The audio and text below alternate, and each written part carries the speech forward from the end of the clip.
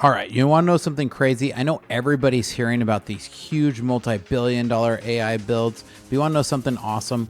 I've set it up so that I can show you for how under $500 you can start to do some real AI processing. And today we're going to demonstrate some free code that I'm going to give you on a system that I built for under $500. So you don't need a multi-million-dollar budget to begin building serious AI processing systems. This is what's so awesome. This bar has been lowered. I've got a GitHub repo with free code samples that will give you processing documents with AI for less than $500 in hardware costs and zero cost for free code. So for 25 years, I've been watching small businesses struggle with document processing, from invoices to contracts, but the game has totally changed with these new powerful LLMs. And so I'm excited to start to show this to you guys. And today I'm going to show you exactly how to build your own local AI processing pipeline that keeps your data private and costs you a fraction of those API-based services. So let's dive into this today.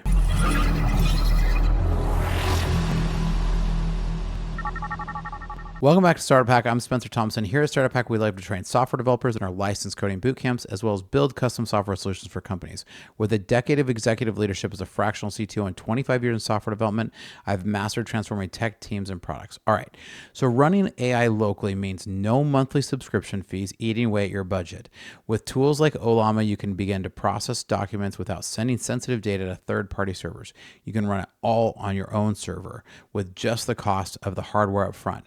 Now, I'm not talking about $100,000 worth of H100s. I'm talking about some very doable, simple AI builds. So I've done a full video on how to build the hardware. So check out the link down below, because down below I'm going to give you a link to the playlist. And in that playlist will be a video that will show you all the build outs that I've done. So you can build this hardware for $500. Now, I'm also giving you free code samples today, and there's tons of other free code samples where I'm showing you how to use some Gemma 3 models, which will comfortably run on this $500 machine. Now, local model means that you're not held hostage by API pricing or pricing changes or unexpected downtime. I've spent a lot of time building systems for businesses, and this approach gives you complete control over your pipeline. And the cost, $500 to get started. Totally easy. And if you have a big fancy gaming machine around, chances are you may be able to just use that and minimize your cost. Now, the code I'm sharing with you extracts structured information from text documents and converts it to JSON, which is perfect for integrating with your existing systems. So it can pull key fields from invoices, summarize contracts, or extract action items from meeting notes without human intervention. The sample demonstration compares multiple documents for similarities and differences, great for contract analysis or detecting discrepancies. Now, all the results save automatically as JSON files that any developer on your team can easily begin to work with. Now, I've built this in .NET 8, which runs comfortably on Windows, Mac, and Linux. Now, this isn't some toy demo. It's actually production-ready code that you can start to plug in and start to use.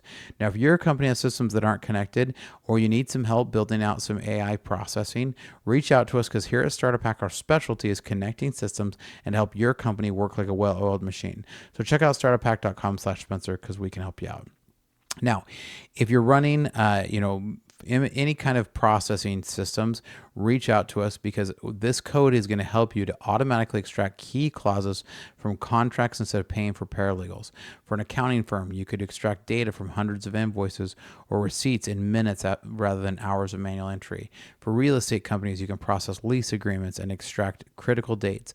For medical offices, you can summarize patient notes and highlight important follow-up items without having to hire additional staff.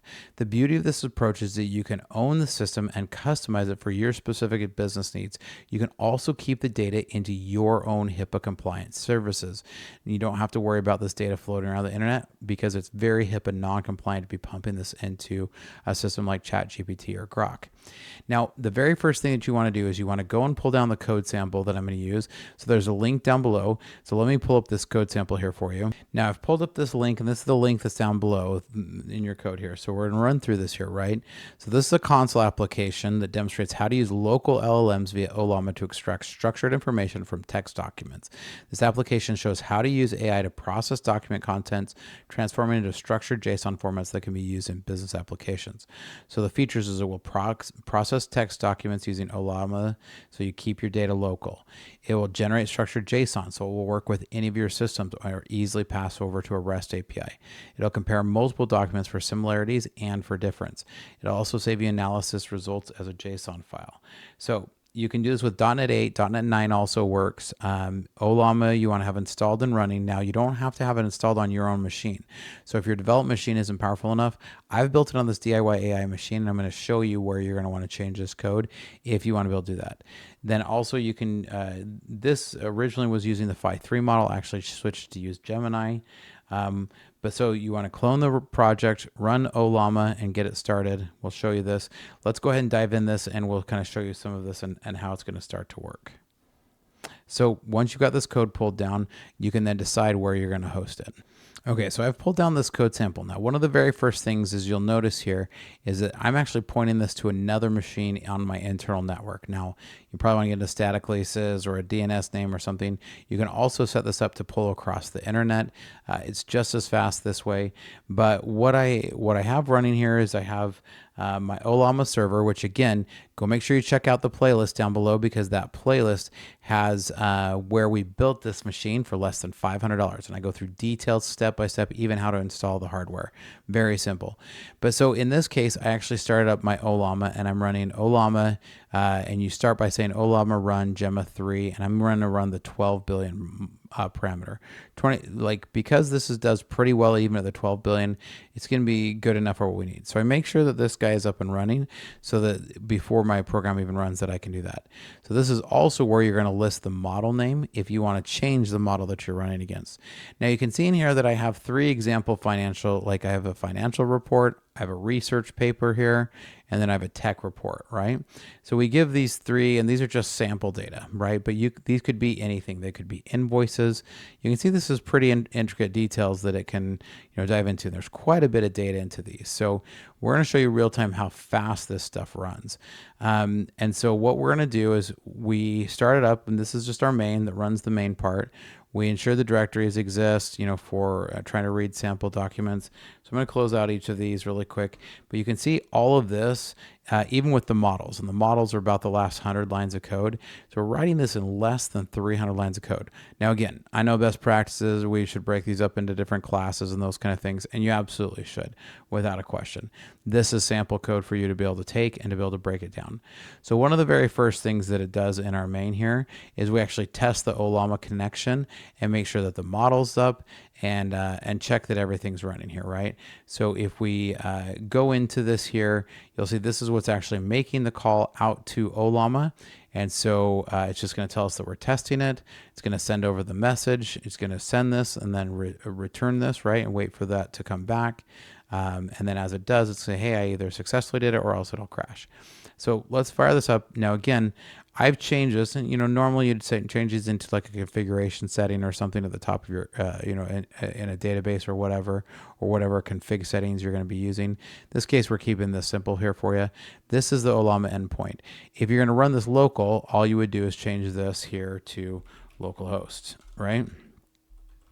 Now, my computer is not as powerful. This one that I'm doing the streaming on right now is not as powerful as this AI server that I'd put together in my previous videos, which again, by the way, make sure you go check out that playlist because tons of helpful information about how to build an AI PC.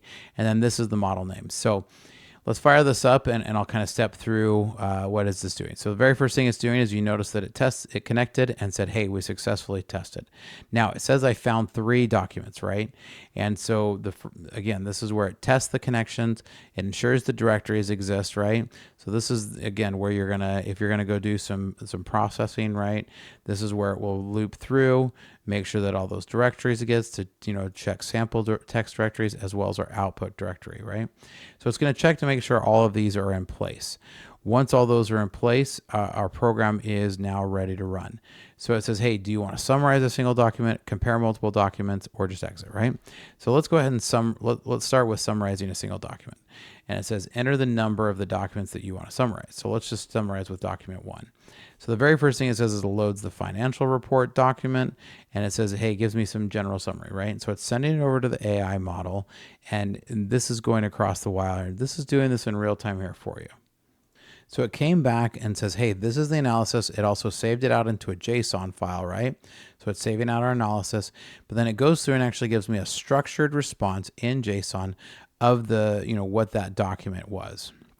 Right now, back to our next one. It says, let's compare two documents here, right? So we're going to say option number 2. We're going to hit option number 2 and says, hey, which one of these two do you want to do? Now, the financial report is very different than the research paper or the tech report. So we're going to do 2,3 and have it compare the research paper and the tech report. So it's actually going to send both of these over, and it's processing over here. So if we actually go look at the server here, we can actually see Ollama PS. You can see that's running 11 gigs worth of data here, running at 100% GPU, and there it goes, it came back. So this actually did an analysis and saved it off again. It's going to save this every single time. So that's really helpful because then you can actually store these into a database and be able to see the outcomes as well as to store them into store them into the file system, or you could store them into a database or wherever else you need to. But you notice that it tells us the commonalities, the differences, etc., right? What the documents were, etc. So this is really an interesting thing that we can start to see. Now let's go ahead and give it, let's have it do a financial report analysis. So let's summarize a single document and give it document number 1. Now, in this case, it's going to do this financial report, and it's going to generate for us the exact a summary of this report. Now, again, this is running over here in this server in real time. Now, we could do the same, and I'll show you some of the speed when you keep it on the same system and run with a lighter model. But you can see that it came back and it actually is giving us risk factors, giving us operational excellence, all of this now analyzed over this. This is real stuff, guys. This isn't sci-fi anymore. This LLM went through and processed this document and gave you very real analysis of these files. So this is pretty cool stuff, and I'm giving you all of this code for free. So make sure you go and pull down this code and dive into it and figure out how you can use the compare documents, right? How it's taking the two files and processing them both and sending them off into to get the file names, then process these, does how it formats them into the message, sends the message over, and then gives the output base name for the response, waits for the process, structured process, and then returns it. I mean, guys, this is pretty powerful stuff. Like 5 years ago, this would have seemed like sci-fi, and yet here I am giving you this code for free. Because here at Startup Hack, we love to train software developers in our licensed coding bootcamps, as well as to build custom software solutions. Now, what do you guys think? I love to get comments from you guys. Do you think these code samples are cool? Are you guys pulling these down? Let me know some of the stuff that you're using this code for, because I'd be really interested to check this out. Now, a couple more things that I want to be able to poke at here as you're working with these that I want to be able to point out. So again, like I said, we could turn this down to a much smaller model. So on my system here, let's open up another prompt here. So this is now on my system, and this system is much less powerful. So this is like a $300 former gaming PC that I found. So I'm going to run something pretty light. Like let's run DeepSeek 1.5 here. So if we say Ollama run, and let's get this guy up and running here. Now this is one that will actually run in fully in GPU, even on a slower machine like this.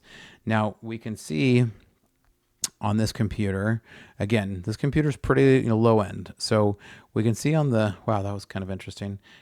We can see on the graphs here that, we only have about 2.4 gigabytes of dedicated GPU. So this is a pretty slow old card, right? You can get this card for less than $100 in most places nowadays. So if I run this and I say Ollama PS, you can see it's running partially in GPU even. And so I think part of this is because I'm doing this while I was streaming. I did this test before and it was running here, but running in fully in GPU memory. Now I think with the streaming going on right now in real time, I'm having to share a little bit of that load with the CPU. But this is a pretty quick CPU. So let's go ahead and give this a try then. And what we're going to do is we're going to take this here just so I can show you guys real time. We're going to change this to localhost, and we're going to change this guy to our DeepSeek model. So now let's try and run this and see how much faster this guy runs when we're running this real time against our own system here. So now see it's testing the connection to our local host here with the DeepSeek to make sure that everything is running. It comes back and says, hey, your success, you're set up here. So let's try to see what it can do in summarizing that document again. And we're going to tell it to summarize number 1 again. So let's see if this will come a little bit faster, if it's closer on a smaller model. And let's see how much, wow, that was a lot faster here. But you can notice that the summary, way different, way smaller. So this is the differences in the size of the models, right? So for existence, this gives a very, now I can dive into this and I can train my my prompts to be much more detailed. I can say what output and what structure of the response I want. And I'm going to do a whole nother video about AI prompts and how you can help to train and push the models. But you notice that while it was faster, it's definitely much less of a detailed breakdown than what we were seeing before from the Gemma 3 12 billion model, right? Much, much different. But let's see what it looks like on the comparison here. So let's do a comparison of docs.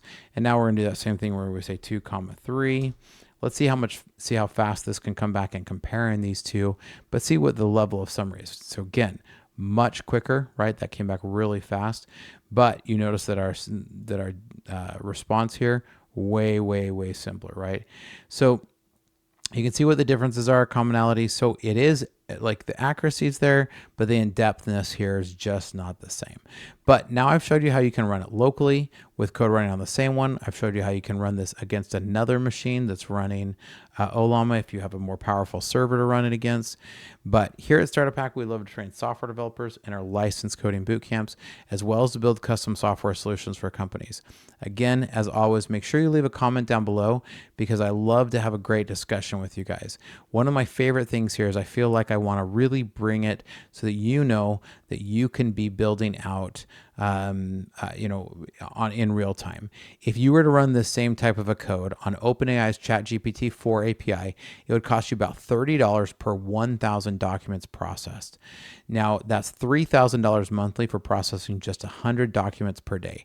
Whereas if you build this out on your machine, that costs you about $500, which again, I showed you, in that link down below on how to do this. You can do this for $500 and literally the $15 or $20 a month it might cost you to run that machine. Now, Google's document API services start at just $10 per 1,000 pages, but again, that still adds up quickly with premium features. So the ROI becomes really obvious on why you want to be able to learn to process these yourself.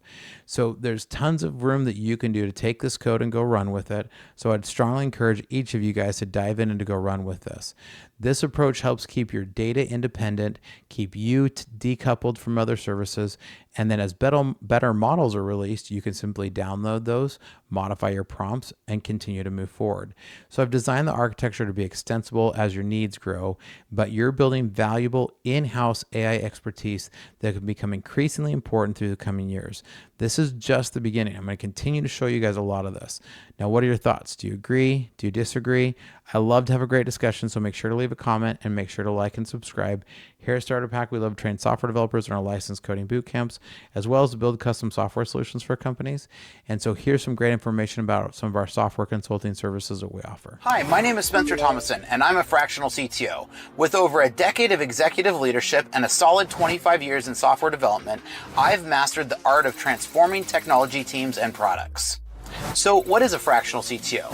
This is where you can contract someone like myself to come into your organization and get the benefits of a seasoned CTO without having to employ me full time. In today's fast-paced world, efficiency, security, and product scaling aren't just goals, they're necessities. My passion is building impactful products and enhancing organizational efficiencies through technology. From startups to small businesses, my approach leverages lean methodologies to not just meet but exceed your strategic goals. Whether it's through executive mentoring, cloud system architecture, or launching a minimum viable product swiftly, my aim is to make a significant impact right from the start. Recognized in the Arizona startup ecosystem, my journey has been about creating value and fostering innovation. I have led technology for companies like GoDaddy, SRP, and Wells Fargo and turned challenges into milestones. I've taken this learning and launched 7 of my own brands, and now I want to help you. So if you're looking for a fractional CTO who brings a wealth of experience, strategic vision, and a proven track record, let's connect. Together we can build technology that not only drives your business forward, but also makes a difference. Technology leadership redefined to fit your needs. So reach out today.